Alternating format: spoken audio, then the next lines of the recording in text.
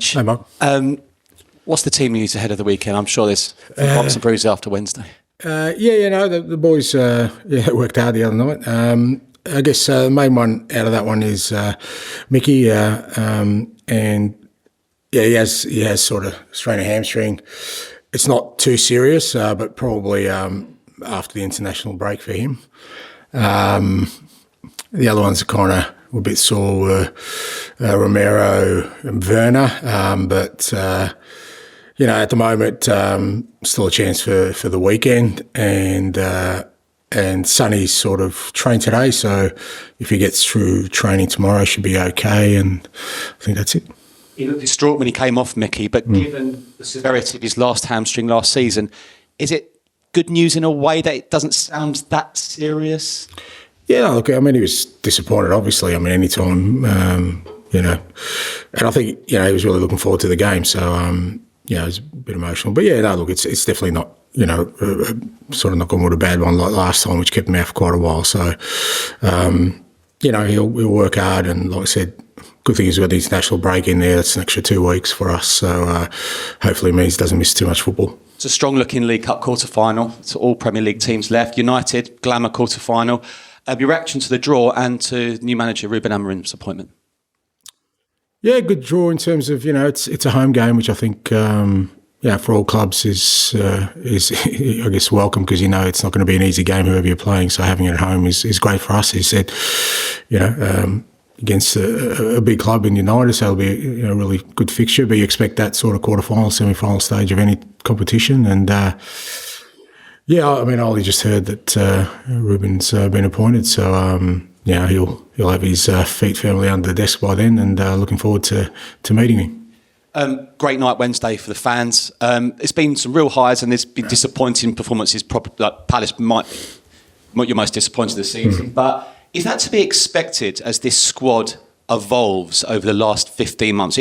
Fans, should they expect the odd bad result, bad performance? Look, I don't think it's. I keep saying this is not. Fans are fans. Fans.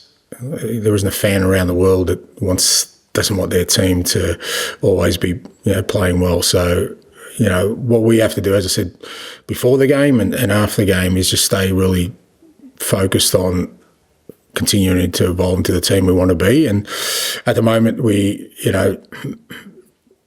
in the league, we've had some disappointing results, but really only one disappointing performance, and that was the Palace game. wasn't a great performance, and we got what we deserved. But what we have to focus on is making sure that we continue to evolve, learn from that. When we have had sort of disappointments, we bounce back straight away, which I think is important. It's part of sort of the evolution of the team.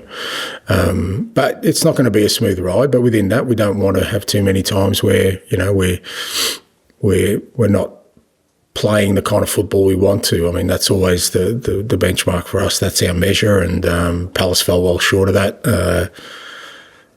Wednesday night was a lot better. Hi, and just following on from that, it is 8 wins in your last 10 games. It is easy to dwell on the defeats, but do you feel that maybe you deserve a little bit more credit? Alex, you get what you deserve, so I probably deserve it, whatever we're getting. No, look, like I said, I think it's fair enough depending on sort of your outlook. But whether it's deserved or not, as I said, I think, I try to make the point, criticism and scrutiny is healthy because it allows you to reflect on your beliefs and your convictions. Because if you are going to flinch at the first time people kind of are critical or kind of want you to change your path, then it probably means you're not really, definite about what you're doing. So it doesn't, like I said, it's not something that I think, we're copping too much criticism or unwanted criticism. In fact, if it is unwanted, even more that we shouldn't react to it. It's up to us how we behave in that kind of environment. Because I don't think that ever changes. I think even if we, went on another fantastic run at the first sign of us maybe faltering, I think the same sort of questions we come, because it's kind of where we're at as a club at the moment. Until we have success, then I think that's always going to be the first thing that sort of people, come come at us about as a club, and I think you've got to accept that. It's part of our journey and part of us becoming stronger and like I say, having real conviction in what we do. I said to the players, if you want to grow a beautiful garden, you got to handle some fertiliser. So we're that's the only way it'll happen. Have you got a beautiful garden at home? I've got no idea about gardening. I read that somewhere.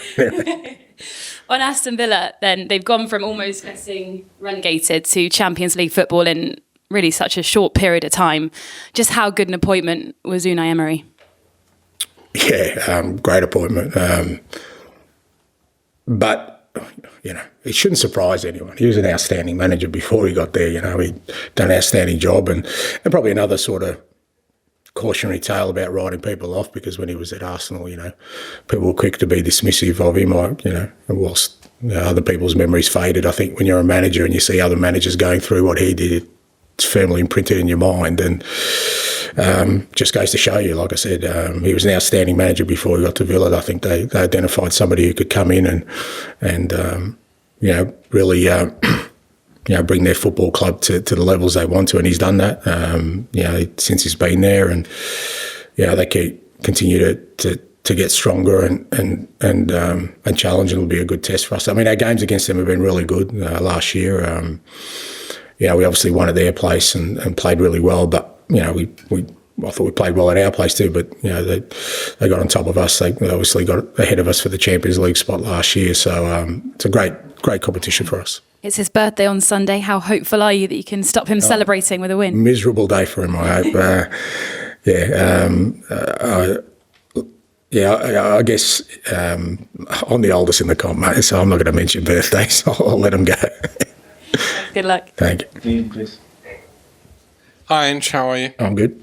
Going back to the garden and the fertiliser analogy. The fertiliser used to be called being Spursy, but I thought the other night, actually, you weren't Spursy. 2-0 up and then concede a goal, but whereas previous Spurs sides might have actually lost that sometimes, yours didn't. So what have you instilled into the players this season to maybe make that word something we don't use so often? Yeah, I don't know about that.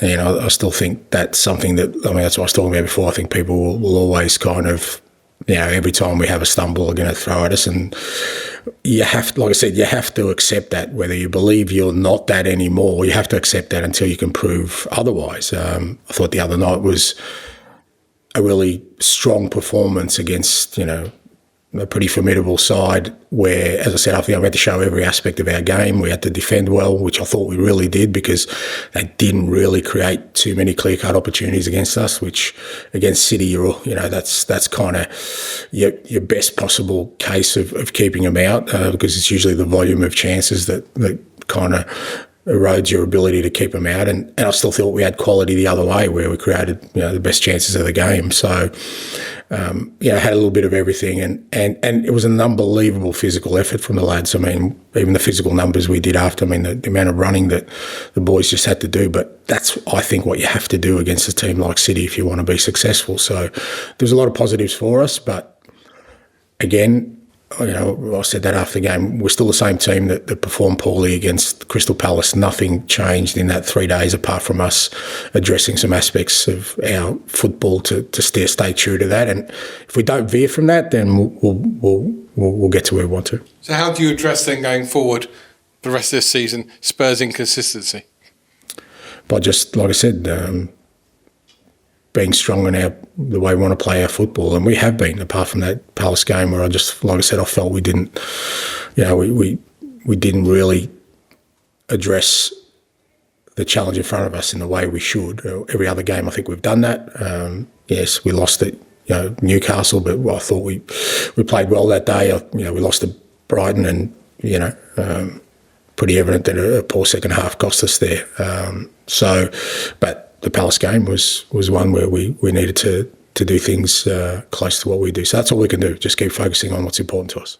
And you and Villa are both on the same kind of trajectory. Last season, Villa finished fourth, which is perceived by most of this country as a trophy. I know not by you, but in terms of some people see that as being a trophy. Yeah, but there isn't a trophy though, is No, it? it isn't a trophy. No, you're absolutely right. But Arsene Wenger's to blame for that, not me. But in terms of you're 3 rounds away now from winning the League Cup and winning your trophy, is that what you would prefer this year? A silver to 4th place? No, I want it all. I want it all, mate. I want everything. And it sets me up for people to